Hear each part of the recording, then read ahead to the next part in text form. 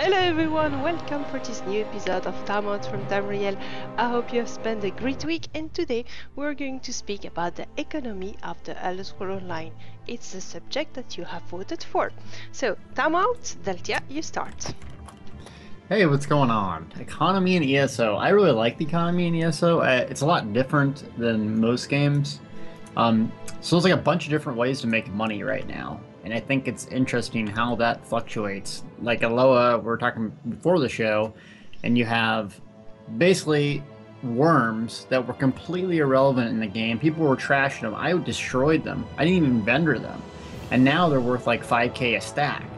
I mean, so one thing comes out in the game and it completely changes it. Like, I was talking to some of my buddies in TS, and it's basically like there's so many different things you can do to make money. You can steal. You can go farm Nerncrux. You can go fishing now. You can basically go just pick up mats randomly.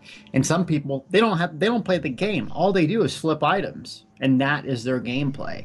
So for me, I think ESO has one of the most deep systems, and that there's no global auction house. There's no massive store. It's all through guild traders. And some people's entire game is this economy. And I personally really like it. Sig, what do you think about it? Mostly on board with what you're saying. One of the struggles that I have, with the fact that there's not a global auction house and you have to go around various places for guild store traders. The one thing that I think they could do that would really improve the way they've got that set up is some sort of system to where if you're playing the economy, I need something, I go to, across the map to get it, buy extra, and go sell it in another region and make a profit on it. Like a trading system like you see in strategy games where you have to move it from one place to another. And you can make a profit. But you can do that. Well, I mean, there's no incentive to move product from one place to another. And I think that would be, the one thing that would actually get me involved in the economy in this game. When you say move a product from one place to another, what do you mean by moving it from what's the other? Well, okay, so like you've got, just a strategy game where trade and commerce is involved, and, like products in one region of the world don't sell for very much, but they sell for a lot more in another zone, more or less. Well, doesn't that happen in guild traders? Yes, well, you buy it for less. If that happens in guild traders, I don't see how it happens. Well, I will tell you. Go ahead, Lola. Well, first of all, I'm in Daggerfall Covenant, and I'm into Ebonheart-backed trading guild because it's better there. And I see the difference where if you sell stuff in Moonhold with the trade shop open in Moonhold, or if you sell it in Craglorn, it's completely different item that you will sell, and it's completely different price as well. In Moonhold you can sell a lower level item, like low level recipe or low level gear or low level material, and in Moonhold in Craglorn it will be endgame stuff, because it's not the same people that are going there, and so it's really different. And those two trade shop are interesting. I'm not playing that game, the game you describe, but you can do it because I've already seek for sheep recipe, and I've done the wall map, and on some place you buy them for 30 gold and you can sell them on another shop for 250 gold. So you can do that. Yeah. Well, that's more or less what I was talking about, but I haven't seen that effect, so oh man, it's crazy, completely unaware. But yeah, my friend will walk around all the random guild traders, like the ones that aren't the popular, he'll go up the off-beaten path ones that no one even goes, and he'll find Druax that someone doesn't even, know what it's worth, and he'll buy 2 and flip it, and that's like his mini game in this game. He wants to go find Hawkeye shoulders, he'll just go walk around and spend 2 hours looking at every single place. And when we were on the hunt for me to get VR12 Warlock rings, the whole guild did it. And actually, it was a lot of fun. So, I don't know. I like it.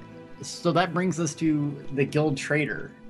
What do we think about the guild trader system? Because guy in my Twitch stream, Darcinos, he runs basically the guild for the Nuggets, a trade guild that he runs, Angry Unicorns, and it's really successful. But to see him struggle with losing the bank spot and then getting it back and all that goes into it and the politics and the drama that happens, it's like a whole game to him. Like that's all he spends his time doing is flipping stuff and preparing this one time a week thing. And it's like if he gets it, oh, life's good. If he doesn't, he has 500 people complaining to him. Yeah. So, Alo, what do you think about that? My opinion is shared, but basically I'm mostly positive. On the convenience side, it's a bit not convenient because the trader, when you look for something, you need to do all the traders and then go all around the map, and you are in a hurry, you don't want to do it, then it's a bit boring. I really break my eyes on this. I spent one full afternoon. I wanted one recipe for doing my crafting daily, and I didn't find it, and really just to see this list of stuff for horse, it just break my eyes. I had a headache after. Anyway, other than that side, which is more the negative one, and people want an auction house for that, I think it's very fun for the reason you say, because it's a mini game, because there's people that are playing it. I'm not really involved into it because self-sufficient, and I like that way, but I see how it's interesting for people. I see how you can play with it, and I think it's very interesting because you have people that love crafting, you have people that love play with the auction house, and here you have more possibility of expanding on the trading and selling stuff, and like you say, the politics. I have the guy who's leading my trading guild. He had to make a secret alliance with all other traders of Moonhall to be able to have his shop. Awesome. Blah, blah, blah. That's but awesome. Yeah.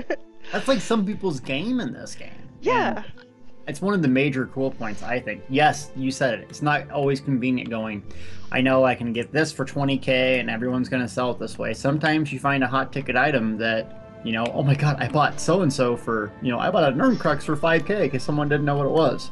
Yeah. Okay, so that brings us to how do we make money in this game? So I guess, do you want me to go first? I'll probably go first here. That sound like fun? Yeah. Go for it. So as far as making money, I try to do this. Like, money doesn't really mean a whole lot to me. I'm always broke, and here's why. If my characters aren't powerful, what's the point in money? I play this game to be powerful and be good, and you got skill to do that, and you got gear. And so if I can't go get it, I'll go buy it. So I'm broke all the time. I'll get 500K gold, boom, go buy 2 pieces of gear that I couldn't obtain somehow, and life's good. Or do buy Nurncrux or buy Drew Wax and have legendary armor for like all my dudes. I'll do that all the time. So what I do is usually take advantage of new things in the game. So for instance, this fragment for Sigil Ambrosia. Us as a guild got together and, 200 people in the guild, we got all the fragments like basically day 2. So we have one person that can make it in the guild, so I don't need to make it, and they're selling for 125K. So what did I do? I grinded up all my guys on provisioning, and I have 5 guys that do provisioning dailies every day. What did I get? 2 frags, actually 3, flipped it, 500K gold, boom, 20 minutes of work.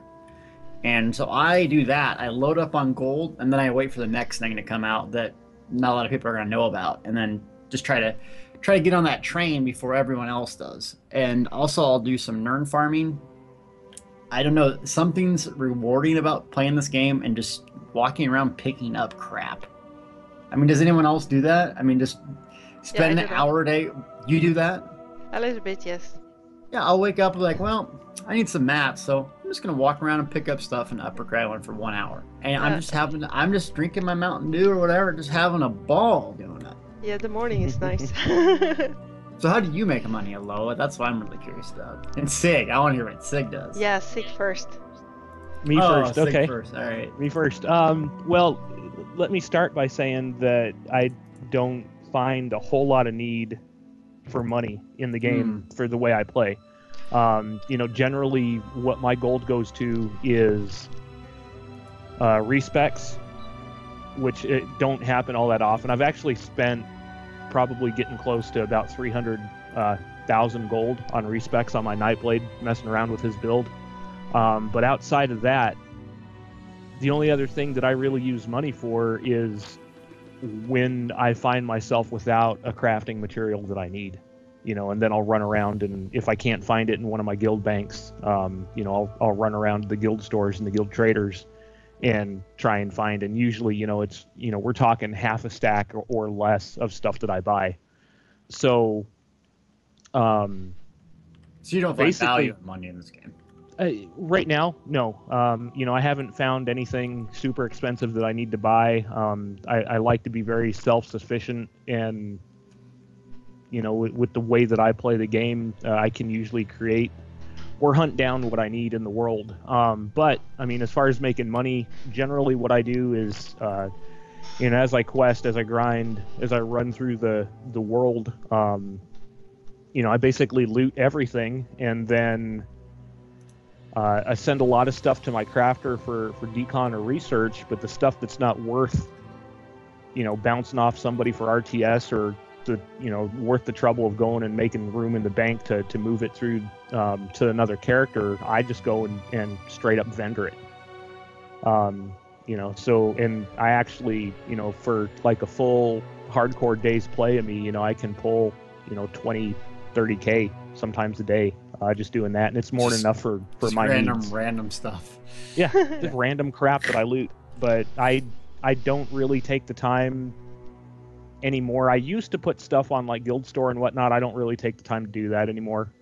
It's just so much more convenient to take a loss on the money and just straight vendor shit, so but well, Loa, do you see a need for gold? Because I mean, I've played another game like Warhammer Online, and there was no need for gold. It didn't equate to power in your character, so there's no incentive to buy stuff, besides like consumables. Like, what's, do you even need gold? So I think there's a huge need for gold in this game. Well, I guess it depends on how you play. I'm playing kind of similar than Sigtrig, so I try to be self-sufficient. In general, in games, I'm super kind of greedy sort of person, or econom, not greedy, econom. Like in real life, I don't know, I have a problem with money, so I'm never buying anything, except if I really need. I just find it myself. So I need something, I find it. So it's. So you work for your items. Yeah. So what I do, however, is selling with the trade shop. I'm not really playing smartly. I do it kind of fast because I'm impatient with that. It's not interesting me enough. But I'm selling raw material. That's mostly what I'm doing. I'm gathering everything I find in game, and then I sell the raw material that I do not need. So I keep the high level one for me, for when I want to craft myself something, and I sell the raw one, or the runes that are not interesting me, or I have sell some baits as well. And I got lucky. I got a perfect row the first day after 10 fish that I sold for 30K. So that's cool. And the money, how I use it to increase my bank space. That's all I do. That 240 bank space is nice, I'm not gonna lie. Yeah, that's the only thing, because I'm so irritated with this. Sometimes when I want to farm money, because I have kind of an objective, if I want to respec, for instance, and I do not have enough money, I'm using my Khajiit's thief, and I'm stealing some stuff to make a bit of money, and that's it. So yeah, that's how I'm playing the economy in this game. Okay, so what would we like to see in the game as far as economy goes? Now, I'm the guy that does not like the whole the respec price was wildly inflated at the beginning. Yeah. And so now it's back to a normal rate, when it was like, I mean, it was all your gold to respec, and you had no idea what your abilities were at the beginning of the game. It was terrible. Oh, it was awful. Awful. So I think that's a good thing. The XP potions that I rant and raved about, hated it. Well, that's actually kind of a whole new meta game, if you will, for people. I don't want to see the global auction house in the thing. I think for more things that we can do daily, the better for the game. So like crafting writs, I think was a great idea because we run around do that. You might have a chance of getting an urn if you get one of those writs where you have to go out there and find it. But I don't know, what do you guys think would be cool in the game to see? One thing that I've kind of thought about, I mean, you know, to touch back on talking about the guild traders, and you know, it being a neat idea but a little bit inconvenient is one thing that they could do to keep the idea of, you know, having different traders in various parts of the world is to introduce a traveling guild trader. Oh yes. Where in each faction, like in the main, you know, whatever the big, you know, city or quest hub is, in each faction they've got a bazaar where these traveling guild traders basically go, and then the trading guilds would have to bid on them as well, and it wouldn't be a full, you know, whatever the maximum amount of slots that they have to sell, it wouldn't be, you know, it would just be a small percentage of that. You know, say each traveling guild trader could only carry like 50 items on him. But they are all, you know, every guild could possibly have a limited stock in one place. Yeah. I think that would be a cool add-on to the way that whole system works, and it would alleviate some of the issue that the lack of a global auction house, you know, causes. But at the same time, it would leave the same feel to what we've got now. So yeah, it's true, and for the guild leader, the organization of the trading guild within, because you have trading guild that just do they just have a trader and that's it, but some other are rewarding the best seller, and they have a ranking system and stuff like that, make a lottery, whatever. So for those, that could also be a mini game inside the guild to have only the best selling stuff of the week put in that shop. It's a great idea, actually. I like it. That's a really good idea. I didn't even remotely think of that. Sig, well done. thank you. Yeah, high five. Yeah, but that touches on another thing that Lois said. There's like a whole tier system inside of these trader guilds. I mean, I'm in Elder Scrolls Exchange as well. I think that's one of the better ones on North American server because the position, and I mean, they're always doing raffles, and I mean, they had like a $1 million gold giveaway. They honor people in guild. It's kind of fascinating to see how items come and go. And now Master Merchant getting the add-ons. Do you guys run, well, Loa of course not, but Sig, do you run any Master Merchant add-ons or anything? I don't, just simply because right now I'm not really playing the economy game portion of it. You know, like I was actually into pretty active and, you know, well off, I guess, trade guilds, and got to the point where I wasn't buying anything from them, and I wasn't putting anything in the store, and had no reason to be there. So I left the guilds. At some point, you know, down the road, things might change for me and how I do that, but right now, I really don't have any need for it.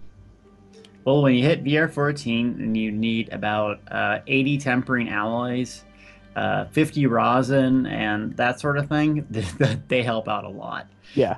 Because the mats do matter, and I like the gear. I have saved them since the beginning of the game. Yeah, me too. I hang on of to them. all that stuff. You haven't used any legendary materials? Not yet, no. I'm waiting to have the perfect gear before to upgrade it to legendary. Oh my god. So if I told you I had legendary gear on like 5 characters that are VR14, that would... But you're crazy. I'm even not listening to you anymore. Anyway, I'm crafting some right now. What I like for the things that they're doing, it's the fragments for the recipe, so you can craft the Dwemer motif. I find it super exciting. I finally found 2 of them for the first time. I was so happy. I got a shield you found the fragments? and a staff. Yes. Oh wow. The fragment for the Dwemer motif, not the other one. No, that's okay. No, not yet. But that's cool. I would like they put more of the cosmetic motifs in fragments, so you need to farm, you need to go in old delve that will otherwise be pointless for a veteran level. So you have to go back to it, farm them a little bit if you want to do it, of course. That I find very fun. It could be fun to have a special Daedric thingy which can drop from a random anchor, dark anchor. That could be a nice idea. Well, they already have that. They already have the cold fire the cold fire trebs. Yep. And those are super powerful, and we got those. Now, the very first day, I flipped one for 60k. See? Now they don't go for that. Yeah. Sorry, I steal your thunder. Anyway, we have spoke for 20 minutes, so it's time to go for the Wrap subject it of up. next week. So, next week, guys, do you want we talk about Eric Wrobel discussion that will happen in the ESO Live this next Thursday? Or do you want us to speak about... Did Loa forget again? This was your thing, wasn't it? Yeah. The next thing? What was it? Sig? What was it? No. Oh, it's consoles. Oh, yeah. Yes! Console feedback. So we haven't talked about it, and I just played this weekend, and it was Yeah. We maybe have... a little bit smoother PvP than... Actually, a lot smoother. I'm pissed off. Wait, we have things to discuss about that. Okay. So, Eric Wrobel's going to talk about class changes on ESO Live Friday, and then I think we all have the console or have seen a lot of it, so we can kind of explain everyone's opinion. But interesting, both topics. Very interesting. Yep. See you next time, guys. Thank you so much Thank for you. watching. Thank you. Bye-bye. Bye-bye.